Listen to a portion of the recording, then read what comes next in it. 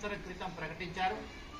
కానీ ఈ మధ్యలో ఆ ట్రైన్ యొక్క దారి మళ్లించి సూర్యాపేటకు ట్రైన్ లైన్ లేకుండా రాజకీయం జరిగినట్టుగా ప్రజావాణి పార్టీ గమనించింది.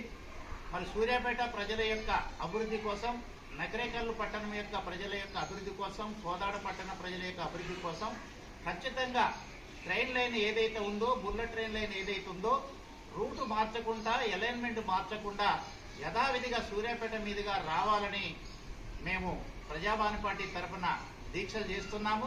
ఈ రోజు 4వ రోజు.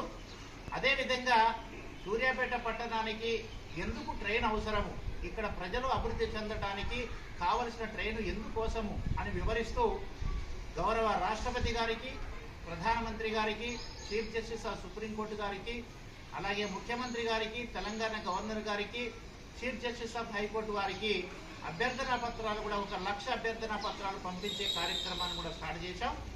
మరి అది పోయిన 15వ తారీఖున, ఈ నెల 15వ తారీఖు నాడు మొదటి విడతగా 350 అభ్యర్థన పత్రాలు పోయినవి. మళ్ళీ 30వ తారీఖు నాడు ఎన్ని అభ్యర్థన పత్రాలు మేము సేకరించగలిగితే అవన్నీ కూడా పంపించడం జరుగుతుంది. మరి కేంద్ర రాష్ట్ర ప్రభుత్వ పెద్దలు గమనించాలి. సూర్యాపేట పట్టణానికి ఖచ్చితంగా బుల్లెట్ ట్రైన్ రావాలని కోరుకుంటున్నాం. మా యొక్క దీక్ష